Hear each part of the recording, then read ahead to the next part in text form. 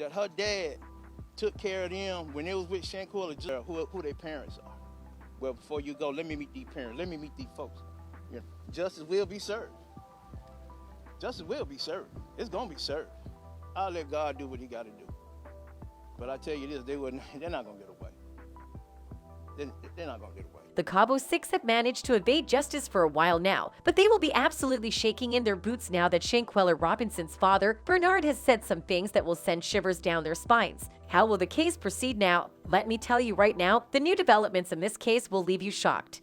She grown, but still at the same time, I'm her protector. Tragic news emerged earlier this week as the FBI decided not to pursue charges in the case. Yes, that's right.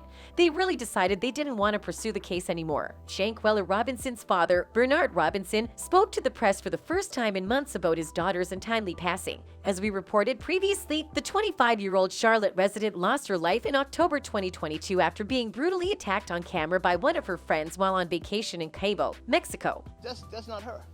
You know, she did not agree to fight.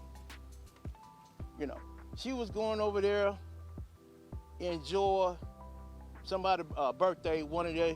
Bernard spoke in a solemn tone about his disappointment with federal prosecutors' decision not to file criminal charges in Shanquella's case. He expressed the hope that justice would be served, saying she will be at peace once the United States Department or else involved. The higher-ups got to do something with this case to make it happen. Then she will be at peace. Bernard said this about the Cabo Six running away after killing Shanquella. Why y'all up and left her like that? Because if you would have stayed, this father right here would have made sure y'all got back to the United States. Bernard spoke at Shanquella's gravesite at Beatus Ford Memorial Gardens, where her family had engraved the nickname Boss Lady on her headstone. Bernard said about the grave, "This is a link to a celebrity quote to use over the narration. This where Shanquella at, so the mothers and fathers want to bring their kids up here and stand right here and talk to her they can. They can." I cry every day. It's a struggle for me. A little under a couple of weeks ago, the Department of Justice informed the family that, after careful deliberation, they had decided not to pursue charges due to insufficient evidence. Based on the results of the autopsy and after a careful deliberation and review of the investigative materials by both U.S. attorneys' offices, federal prosecutors informed Ms. Robinson's family today that the available evidence does not support a federal prosecution. The statement read, "What they really mean to say is that even with hopes for justice, it seems that the fact that the crime occurred in Mexico posed insurmountable obstacles. There's too much they can't bring. They can't bring all of the witnesses. They cannot bring all of the data. The limitations of prosecuting a crime committed abroad became increasingly clear. For example, if some French people came to the United States and committed a crime, they would be punished here. The French can't say bring them and will punish them in France. While it may seem simple to hope for cooperation, the reality is much more complex." As Bernard struggled to come to terms with his loss, he expressed his frustration with the situation, saying, "I'm frustrated about it to the utmost. Y'all put a hole in this father's heart right here, sure enough has. I don't know if God going to be able to mend it. Their life is moving along, walking around here like they enjoy life, but this father is struggling each and every day." Those 6 individuals don't have no decency to call up. Despite the news, Robinson's family and their lawyer, Sue Ann Robinson, remain undeterred. At a news conference, Sue Ann Robinson expressed disappointment with the decision but said that her team had been in communication with FBI officials and learned from them that there were discrepancies between the Mexican and American autopsies. Prosecutors also noted that they worked with the family to conduct an autopsy in the States by the medical examiner's office in Mecklenburg County, North Carolina. The autopsy done by county officials contradicted Mexican authorities' report, revealing that her spine was intact and that her cause of death was undetermined.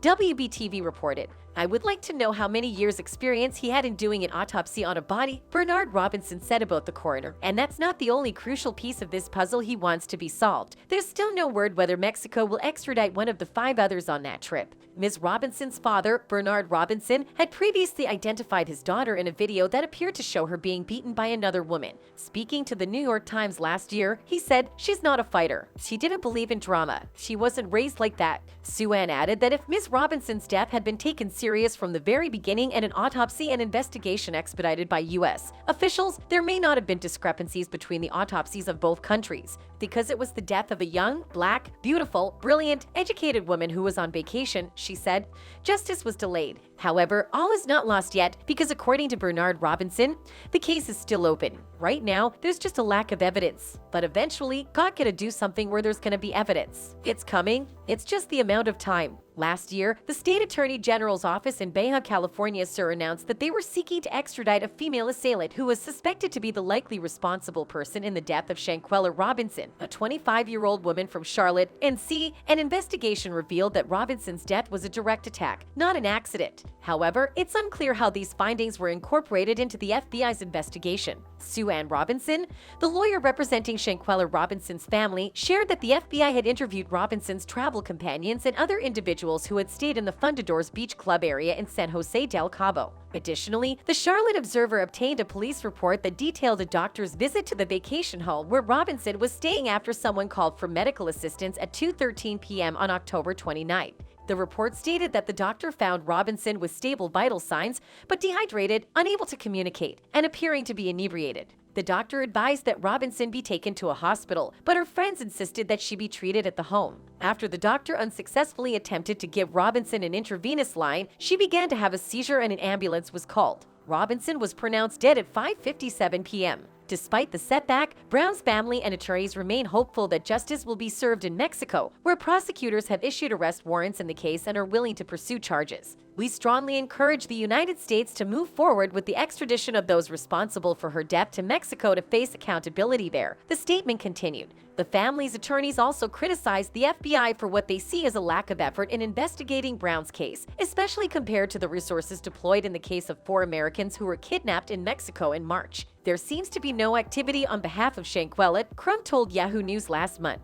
In addition to calling for extradition and justice in Mexico, the family and their attorneys have also called for diplomatic intervention by President Biden and the U.S. Department of State. The letter sent to White House officials read, "My clients recognize that the U.S. government has many priorities and responsibilities, but believe that intervening, in this case, would not only serve the interests of justice, but also send a clear message that transnational criminal activities will not be tolerated." Mexican prosecutors had issued an arrest warrant in connection to Shanquella's death in November 2022. Prosecutors had announced that the warrant was for one of Robinson's friends, although the person had not been identified, according to WBTV. Prosecutors had also said they were looking to extradite the suspect to face the charges in Mexico, and Robinson's death was being investigated as a potential homicide. Robinson's friends had blamed the death on alcohol poisoning, according to her mother. In late October 2022, Robinson, the owner of hair braiding business Exquisite Babies, had traveled to Mexico with her friends for a birthday celebration. During the vacation, the group stayed in a luxury villa they booked through CaboVillas.com.